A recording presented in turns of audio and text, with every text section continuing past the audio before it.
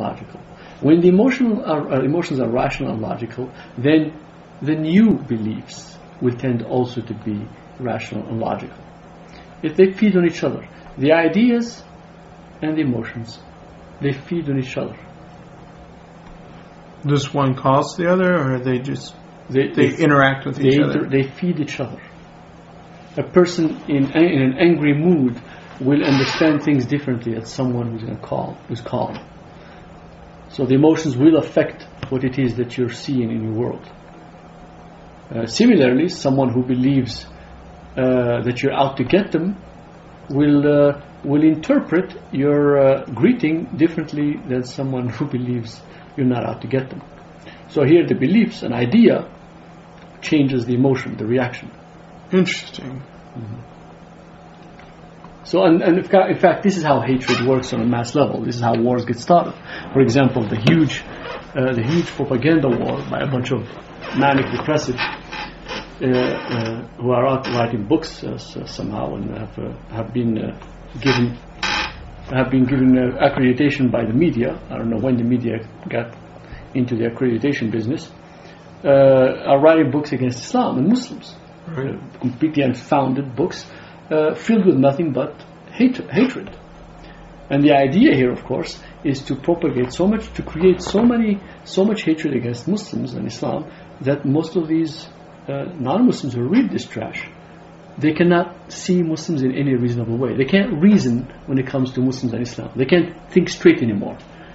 And this is where an emotion, specifically hate, completely clouds a person's judgment and a person's ability to reason and think straight. And of course, this is by design.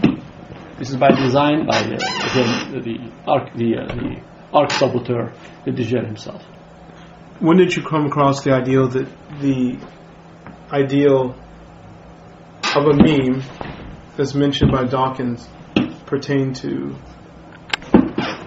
Right, so basically the idea of Dawkins that he wrote about. Yeah, my work predates his book on this stuff. Right. And I have witnesses to that have been talking about this material long before the likes of Mr. Dawkins and others.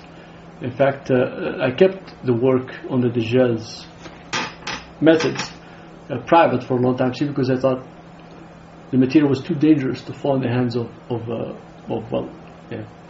power-hungry imbeciles.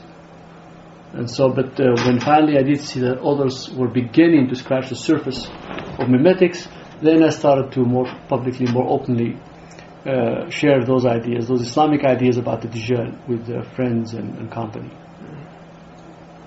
Back in the 90s. Mm-hmm. Now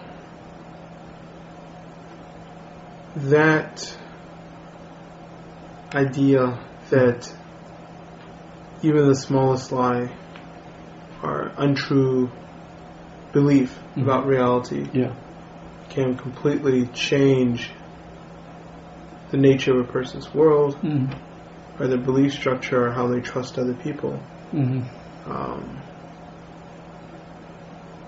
That seems to be a theme that is echoed in that movie Inception. Okay. Well, the lecture where they try to design the idea that they're going to inject in their target's mind, from memory, they talk about combining emotions with ideas, right? Which is actually critical. That's what we mentioned. We just actually finished talking about how the two ride each other, feed off of each other, and they go together. Now, I don't need to explain any more about this, about manufacturing memes, or manufacturing ideas, or mental viruses, because that's a black science. Now, what do I mean by that? To actually manufacture one, it means this intention let's state it a different way. With the truth, you do not need to manufacture anything.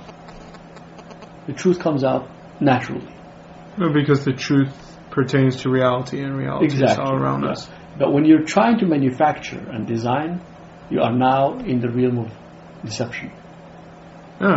Because manufacture by its nature suggests artificiality. Artificiality, not only that, targeting and trying to get past people's defenses.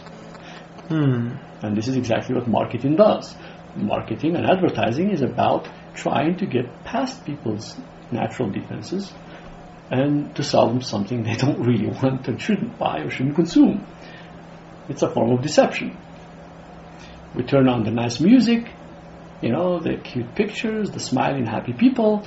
You relax, you feel at ease. Then we punch you straight in your front lobe with a picture of whatever product they want to sell you.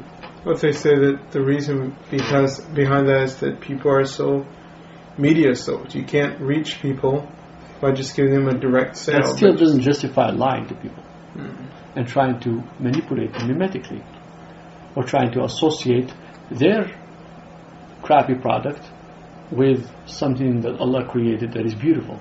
Like, for example, a woman, or a tree, or a beautiful scenery. So using Allah's beautiful creation to sell their shampoo, deficient, harmful or wasteful product is... If they say that our product's useful, then you shouldn't have to market and lie. I mean, you shouldn't have to advertise and lie. Marketing, fine, you have to get to the market, but to advertise, it should organically find its way to large numbers of people, because word of mouth will travel. Word of mouth built on experience, on facts, not on advertising and lies. Well, what if you want to launch a new product and no one's heard of it? How do you get it to the people if not by advertising? And if you live in a world that's so media soaked that people's attention spans are very brief, well, then you should give society the time it needs to figure out your product. It's like walking up to a baby and say, I need my baby to stuff his face with this milk. And so I'm going to put a tube right through the middle of their throat, straight into their stomach, because I want them to get it there as fast as possible. No, when you feed a baby, you let the baby pick up his own pace at consuming or drinking the milk or the yogurt, whatever it is you're trying to feed them. You don't force feed the baby. But all your competitors are advertising to them. Your competitors are using... Competitors are a bunch of lying bastards. So you want to join the crowd? It's a choice you have to make.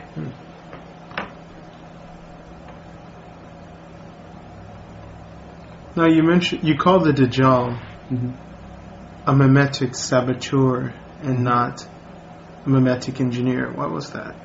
Because that's what he does. The engineer, if I can use the term, and this is of course this falls far short of Allah's divinity. The engineer is Allah Azza wa Jal. But of course this is it's almost a blasphemous description. But in His most high divinity, Allah is the one who designed the real world in which we live. You could say designer. I mean, isn't Musawwir? Yes, exactly. The name designer, engineer. Yeah, is the maker. And so Allah Azza wa Jal, because Allah Azza wa Jal, His word is reality. The words of Allah Almighty are reality.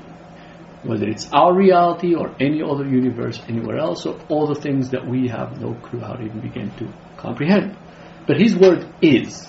In fact, there's nothing outside of His word, His speech, His words, I should say, not to fall in the mimetic trap of Christianity about a word, a single word, as if God Almighty could only speak one word.